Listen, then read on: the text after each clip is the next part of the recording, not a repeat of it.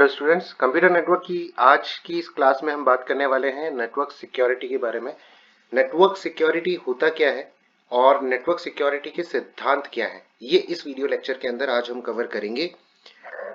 Start करें। What is network security? Network security basically क्या होती है? अगर हम ये चार सिद्धांत फॉलो करते हैं तो हम कहते हैं कि हमारा नेटवर्क जो है वो सिक्योर है।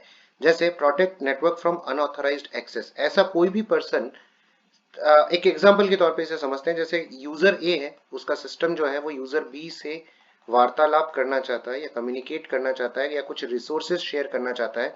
अगर कोई एक ऐसा पर्सन जो अनऑथोराइज्ड पर्सन है और वो पर्सन बीच में से इसका एक्सेस प्राप्त कर लेता है नेटवर्क का और वो इनके रिसोर्सेज को यूज करना स्टार्ट कर देता है, तो हम कहते हैं कि एक अनऑथोराइज्ड पर्सन है, जो कि ए और बी के बीच में आ गया है और वो उनकी कम्युनिकेशन या उनके रिसोर्स शेयरिंग के बीच में आ गया है और वो अब उन रिसोर्सेज को एक्सेस कर पा रहा है या उस चैट को पढ़ पा रहा है जो ए और बी के बीच में चल रही है। सो हमें प्रोटेक्ट करना है नेटवर्क को कि अनऑथराइज्ड पर्सन जो है वो इसको एक्सेस ना कर सके, यानी कि साइबर अटैक से हमें क्या करना है, हमारे कंप्यूटर सिस्टम को बचाना है। ये नेटवर्क सिक्योरिटी के अंदर आता है। उसके बाद अगर हम बात करें एंश्योर कॉन्फिडेंशियलिटी। कॉन्फिडेंशियलिटी क्या होती है ये हम आगे वाली स्लाइड के अंदर समझेंगे। इंटीग्रिटी और अवेलेबिलिटी, ये तीनों सिद्धांत जो है हमें इन्हें भी रखना है अपनी नेटवर्क सिक्योरिटी के अंदर, और ये भी प्रिवेंट होने चाहिए, यानी कि कॉन्फिडेंशियलिटी कॉम्प्रोमाइज नहीं होनी चाहिए। इंटीग्रिटी का मतलब कोई बीच में मैसेजेस के अंदर कोई फेरबदल ना करे, चेंजेस ना करे। अवेलेबिलिटी का मतलब कोई इस नेटवर्क में बाधा ना डाले जब ए और बी कम्युनिकेट कर रहे हैं, सो उसको बोलते हैं अवेलेबिलिटी। ए के लिए बी हमेशा अवेलेबल होना चाहिए। यूज्ड लेयर्ड सिक्योरिटी कंट्रोल, इसके लिए हम लेयर्ड सिक्योरिटी कंट्रोल का इस्तेमाल करते हैं। आगे वाली स्लाइड में समझेंगे लेयर्ड सिक्योरिटी एक्सेस कंट्रोल जो होता है वो क्या होता है। Ensure safe communication and reliable operation. So अगर हम इन चारों सिद्धांतों को फॉलो कर देते हैं तो हम कहते हैं कि हमारा नेटवर्क जो है वो सिक्योर है। सिक्योरिटी के सिद्धांत कौन कौन से होते हैं? अगर हम बात करें प्रिंसिपल्स ऑफ सिक्योरिटी के बारे में, तो अगर हम देखें यहाँ पर तो 6 सिद्धांत होते हैं। अगर आप ये 6 सिद्धांत लागू कर देते हैं या ये 6 चीजें आप फॉलो कर पा रहे हैं किसी भी कंप्यूटर नेटवर्क के अंदर, तो आप ये कह सकते हैं कि वो जो नेटवर्क है वो सिक्योर है, उसकी सिक्योरिटी का पूरी तरीके से आपने ध्यान रखा है।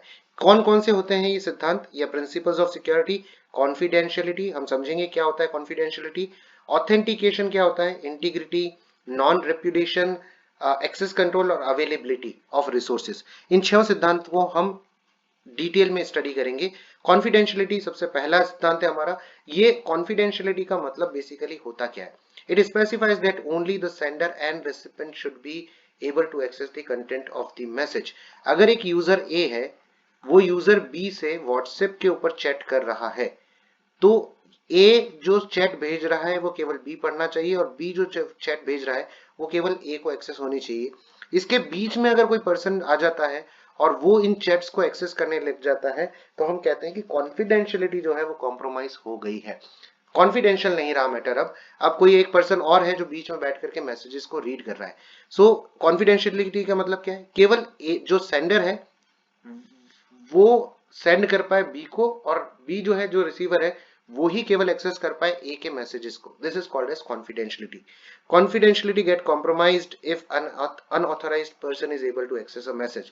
जैसा कि हमने देखा सी के केस में, ये हम कह सकते हैं कि कॉन्फिडेंशियलिटी कॉम्प्रोमाइज हो गई है अगर सी नाम के किसी पर्सन ने या थर्ड पर्सन ने उनके मैसेजेस को एक्सेस कर लिया है। तो इस टाइप के अटैक को अगर आप समझना चाहते हो तो आप इस तरीके से भी समझ सकते हो कि ए जो है वो एक यूजर है जो कि बी यूजर को कोई सीक्रेट मैसेज जो है वो सेंड कर रहा है, लेकिन सी ने किसी तरीके से इसमें एक्सेस प्राप्त कर लिया है। अब आप कहेंगे सर जब ए ने बी को भेजा है तो सी कैसे एक्सेस प्राप्त कर सकता है?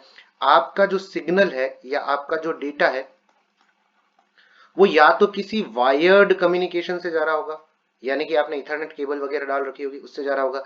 अगर इस केबल से मैं कहीं ना कहीं एक्सेस प्राप्त कर लूं तो मुझे मिल जाएगा। अदरवाइज आपने अपने यहाँ पर एक वाईफाई डिवाइस लगा रखा होगा, उस वाईफाई डिवाइस से सिग्नल जा रहे होंगे किसी पर्टिकुलर नेटवर्क के ऊपर। अगर आपको ध्यान हो तो ये नेटवर्क के लिए हम इस तरीके के कम्युनिकेशन के लिए बिठाते हैं, और इस नेटवर्क से सपोज वापस से इस पर्टिकुलर पर्सन के वाईफाई के ऊपर सिग्नल गए और वाईफाई सिग्नल्स के थ्रू इसको मिले, तो यहां से भी अगर डेटा का लीक हो गया या यूजर सी जो है उसने एक्सेस प्राप्त कर लिया और उन मैसेजेस को रीड कर लिया, तो ये हम कहते हैं कि कॉन्फिडेंशियलिटी जो है वो हमारी कॉम्प्रोमाइज हो गई है। अब जो ए और बी बात कर रहे हैं वो किसी पर्सन सी को भी पता है, और जो कि बहुत इंपॉर्टेंट सिद्धांत है सिक्योरिटी के अंदर। This type of attacks are called as interception. ठीक है, इंटरसेप्शन कहलाते हैं इस तरीके के अटैक जो यूजर सी करने की कोशिश कर रहा है ए और बी के बीच में। ऑथेंटिकेशन, ऑथेंटिकेशन का मतलब क्या है? It establish the proof of identity. Proof of identity का मतलब क्या है? सर आप अगर फेसबुक यूज करना चाहते हैं फॉर से एग्जांपल, तो फेसबुक आपसे क्या मांगता है? आपसे मांगता है यूजर नेम और मांगता है पासवर्ड। इससे क्या होता है सर, जिस यूजर नेम से आप उस अकाउंट को एक्सेस कर रहे हो, अगर उसी का पासवर्ड लगाया है तो ये साबित हो जाता है कि जो पर्सन एक्सेस कर रहा है ये उसी का अकाउंट है। तो और अगर ये ऐसा, ये दोनों चीजें मैच कर जाती हैं तो उस यूजर के डेस्कटॉप के ऊपर या उस सिस्टम के ऊपर उसका फेसबुक का पेज जो है वो ओपन हो जाता है। सो ऑथेंटिकेशन का मतलब क्या है? It establish the proof of identity. किसी भी प्रकार से ये सिद्ध करो कि ये जो पर्सन है वो ऑथोराइज्ड पर्सन है, उसकी आइडेंटिटी सिद्ध करो कि वो इसको एक्सेस कर सकता है या नहीं कर सकता। The process ensures that the origin of the electronic message और document is correctly identified. Same case है सर, अगर ए और बी बात करना चाहते हैं तो इनके बीच में कुछ ऐसा संवाद होना चाहिए जिससे बी आइडेंटिफाई कर सके कि सर ये यूजर ए की तरफ से ही सेंड किया जाता है, किया गया मैसेज है, और वो उसको ए के मैसेज के तौर पे रीड करे। इसी प्रकार से बी अगर कोई मैसेज सेंड करता है तो ए को भी ये पता चलना चाहिए कि सर बी जो है वो ऑथेंटिकेटेड यूजर है जो कि मुझे डेटा भेज रहा है और हम इसको एक्सेस कर सकते हैं। तो इसके लिए जनरली हम क्या करते हैं सर, हम पासवर्ड्स जो है उनका इस्तेमाल कर सकते हैं। ठीक है, जिससे हमें पता चल सके कि ए जो है उसका करेक्ट पासवर्ड अगर हमने रीड किया है तो ये यूजर ए ही है, बी का अगर हमने करेक्ट पासवर्ड रीड किया है तो वो यूजर बी ही है। कई बार क्या होता है, कुछ यूजर्स ऐसे होते हैं जो इस तरीके से बिहेव करते हैं जैसे कि वो एक ऑथेंटिक यूजर हो। जैसे अगर बीच में अगर हम देखें तो सी जो है वो ऐसे प्रिटेंड करने की कोशिश कर रहा है जैसे वो एक यूजर ए है। ठीक है, किसके लिए? बी के लिए। तो इससे क्या होगा सर, ये बी से उन सभी इंफॉर्मेशंस को गैदर करने की कोशिश करेगा जो यूजर ए के लिए ही रखी गई थी। राइट, अगर अब बी को नहीं पता है ये, तो वो जाकर के बी को बोलेगा कि आप मुझे एक्सेस दे दो क्योंकि मैं यूजर ए हूं। इस प्रकार के अटैक्स कैसे, किस तरीके से इनिशिएट किए जाते हैं? कई बार आपने देखा होगा कि आपके पास मेल आते हैं, उस मेल के अंदर सिमिलर मेल आईडी जो होती है, सिमिलर मेल आईडी के मैसेजेस आपको दिए जाते हैं। बहुत छोटे से परिवर्तन किए जाते हैं, या सेम मेल आईडी से भी आपको रिक्वेस्ट भेजी जा सकती है। कुछ वेबसाइट्स ऐसी हैं या कुछ तरीके के अटैक ऐसे हैं जो सेम मेल आईडी अगर आप एंटर कर देंगे तो उसी मेल आईडी से आपके पास इंफॉर्मेशन आएगी।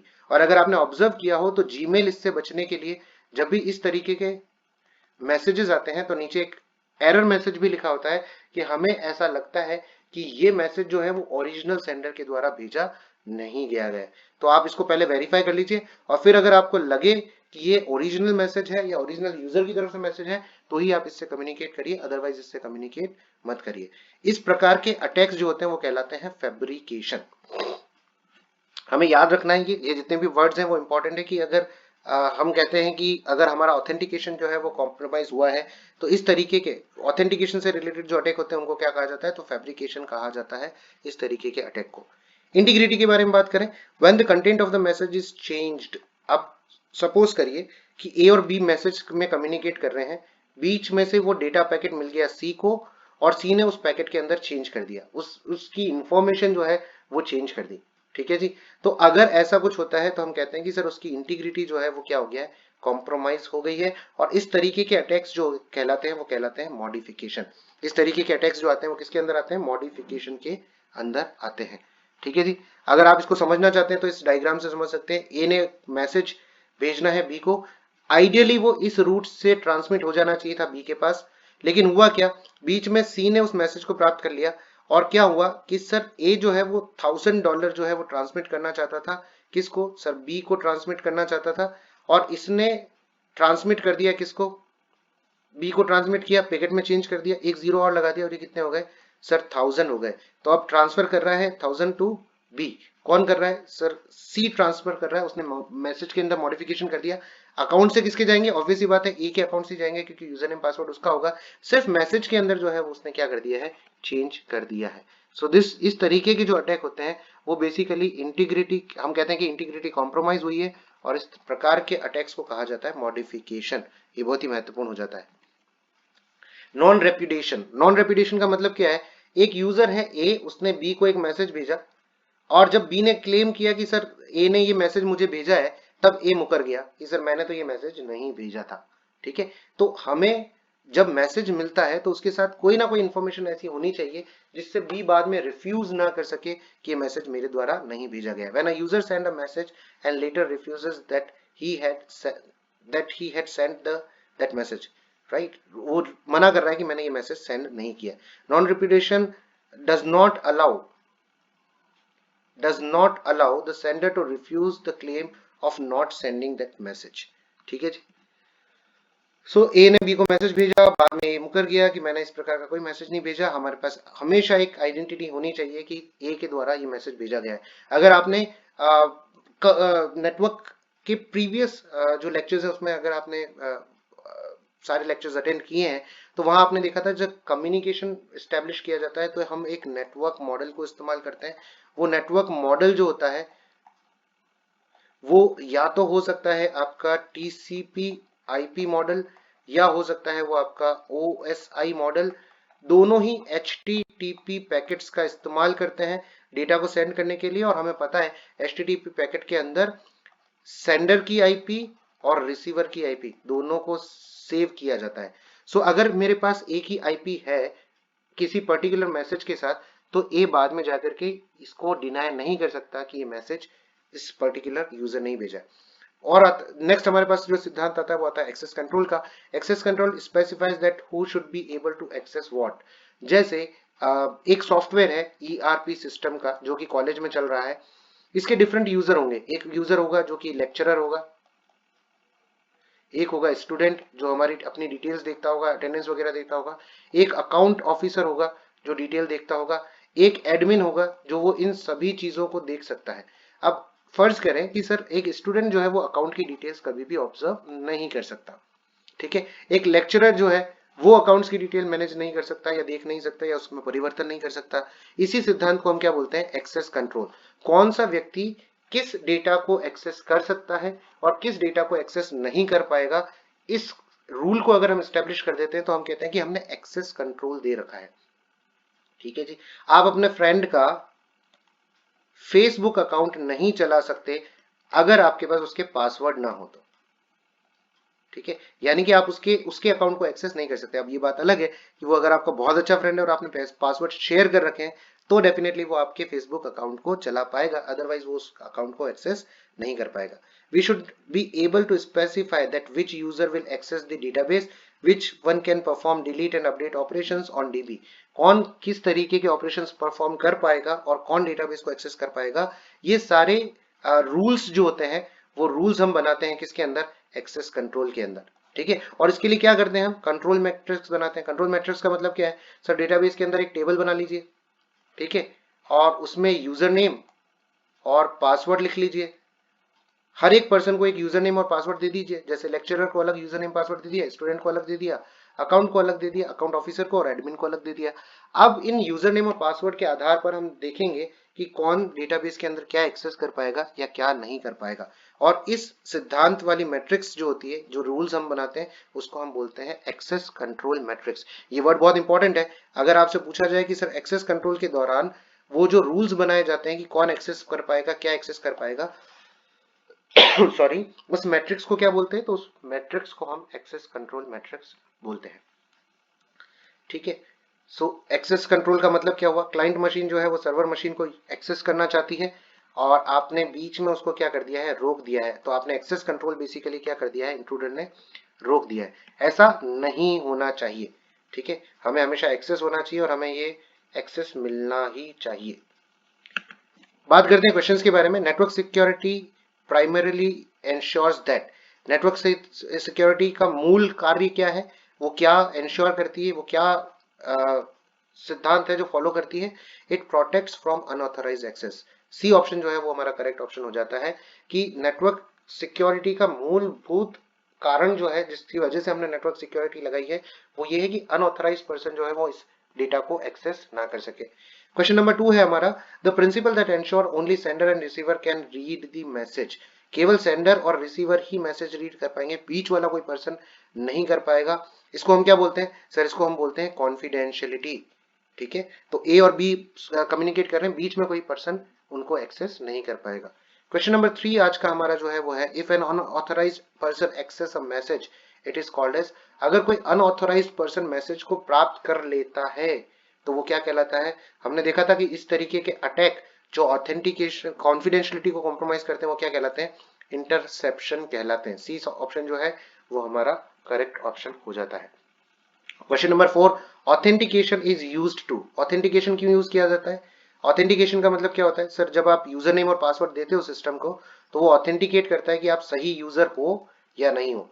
अगर आप इस सिस्टम को यूज करना चाहते हो और आपने सिस्टम को सबसे पहले जाकर के आप खुद के लैपटॉप के बारे में या डेस्कटॉप के बारे में बात करोगे तो वो आपसे सबसे पहले पूछता है पासवर्ड दे दीजिए, और पासवर्ड दे देते हो आप अगर करेक्ट, तो ही वो सिस्टम आपके सामने ओपन होता है। So this is called as authentication. हम वेरीफाई कर रहे हैं कि वो जो पर्सन है वो ऑथराइज पर्सन है या नहीं है। ऑथेंटिकेशन क्यों यूज किया जाता है? To verify the identity of the sender. जो सेंडर है, जो डेटा को भेज रहा है, उसकी आइडेंटिटी को चेक करने के लिए कि वो करेक्ट पर्सन है या नहीं है। क्वेश्चन नंबर 5 है, an attack where a false message is inserted into the system it is called as. याद करिए ये मैसेज, ये अटैक हमने अभी भी देखा था कि यहाँ पर ए जो है वो बी को कुछ डेटा सेंड करना चाहता है या कुछ अमाउंट सेंड करना चाहता है। उसने $100 भेजना चाहता था, वो यहाँ से $100 ट्रांसफर होने चाहिए थे, लेकिन सी ने उसका एक्सेस प्राप्त कर लिया और उसने बैंक रिक्वेस्ट जो थी उसको बदल करके कर दिया $1000। अब ए से बी में जो जाएगा अमाउंट वो क्या चला जाएगा? $1000 चला जाएगा। इस तरीके के जो चेंजेस किए जाते हैं, इंसर्ट किया जाता है, इस तरीके के अटैक को क्या कहा जाता है? इस तरीके के अटैक को कहा जाता है मॉडिफिकेशन, जहां पर रिक्वेस्ट को मॉडिफाई कर दिया गया है या चेंज कर दिया गया है। When the content of message is altered during the transmission, it is called as message। जब चेंज कर दिया जाता है ड्यूरिंग द ट्रांसमिशन, अगर उसको चेंज कर दिया जाता है तो उसको क्या बोलते हैं सर? ऑब्वियस ही बात है, मैसेज के अल्टरेशन को या चेंज को भी हम क्या कह देते हैं सर? मॉडिफिकेशन कहते हैं। ठीक है जी, सो उसने मॉडिफाई कर दिया है मैसेज को। If a sender denies sending a message after sending it, it violates the principle। जब एक सेंडर ए जो है वो एक डेटा पैकेट भेजता है किसको? सेंडर बी को, और बाद में ये डिनाई कर देता है कि वो पैकेट मैंने नहीं भेजा है या वो मैसेज मैंने नहीं भेजा है, तो ये जो हमारे नेटवर्क सिक्योरिटी के सिद्धांत है उसमें से किस सिद्धांत की अवहेलना कर देता है या वॉयलेट कर देता है? अगर हम इसके बारे में बात करें तो ये क्या कर सकता है सर? इसको, इस तरीके के अटैक को हम क्या बोलते हैं या इस तरीके के सिद्धांत को क्या बोलते हैं? नॉन रेप्यूडिएशन बोलते हैं। एन एक्सेस कंट्रोल मैट्रिक्स, हमने बात की थी एक्सेस कंट्रोल मैट्रिक्स की। एक्सेस कंट्रोल मैट्रिक्स बेसिकली क्या करती है? आईपी एड्रेसेस मेंटेन करती है? नहीं। यूजर अगेंस्ट रिसोर्सेज, बिल्कुल सही है। कौन सा पर्सन क्या एक्सेस करेगा? हम इसको सिंपल बोलते हैं who can ACCESS, access what, कौन क्या यूज कर पाएगा। इस सिद्धांत को स्थापित करने के लिए हम एक्सेस कंट्रोल मैट्रिक्स का इस्तेमाल करते हैं। इसका मतलब यूजर अगेंस्ट रिसोर्सेज, कौन सा यूजर कौन से रिसोर्स को एक्सेस कर पाएगा। ऑप्शन बी हमारा करेक्ट ऑप्शन हो जाता है। क्वेश्चन नंबर 9 है, अवेलेबिलिटी एंश्योर्स। अवेलेबिलिटी का मतलब क्या होता है? Only authorized user access data? नहीं, ये तो ऑथेंटिकेशन होता है। Data is always encrypted? नहीं, सिक्योरिटी का सिद्धांत है। Resources are accessible to authorized person? बिल्कुल सही है, रिसोर्सेज हमेशा एक्सेसिबल होने चाहिए किसको? ऑथोराइज्ड पर्सन को। यही हमारा क्या कहलाता है? अवेलेबिलिटी का सिद्धांत कहलाता है। नेक्स्ट क्वेश्चन है हमारा, blocking authorized user from accessing resources is called as. अगर हम ऑथोराइज्ड यूजर को का एक्सेस जो है वो डेटा के अंदर रोक लें, समझिए आप इस चीज को, ये पर्सन जो है वो इस यहाँ पर कोई सर्वर मशीन रखी है या यूजर भी है, उसको एक्सेस करना चाहता है, लेकिन किसी पर्सन सी ने इसको बीच में से इंटरप्ट कर दिया है, ये अब वहां तक नहीं पहुंच पा रहा है। तो इस तरीके के अटैक्स को, इस तरीके के ब्लॉकिंग को क्या कहा जाता है सर? इस तरीके के ब्लॉकिंग को कहा जाता है इंटरसेप्शन। इंटरसेप्ट कर दिया है उसने रोक दिया है इस पर्सन को उस पर्टिकुलर पर्सन के दूसरे पर्सन के एक्सेस के लिए या सर्वर के एक्सेस के लिए या डेटा की एक्सेस के लिए। इस तरीके के अटैक्स को कहा जाता है, इस तरीके की ब्लॉकिंग को कहा जाता है इंटरसेप्शन। ठीक है जी। सो नेटवर्क सिक्योरिटी की फर्स्ट लेक्चर के अंदर इतना ही। नेटवर्क सिक्योरिटी के कुछ और लेक्चर्स आपके पास अभी आने बाकी हैं, जिसमें आप टाइप्स ऑफ अटैक के बारे में भी देखेंगे, मालवेयर्स के बारे में भी देखेंगे, मालवेयर्स क्या होते हैं और कैसे वो सिस्टम को अफेक्ट करते हैं, कैसे वो सिस्टम को अटैक करते हैं। ये सारी चीजें नेक्स्ट के कुछ लेक्चर्स में आपको देखने को मिलेगी। जल्दी मिलते हैं आपसे नए लेक्चर के साथ, तब तक के लिए अपना ख्याल रखिएगा। धन्यवाद।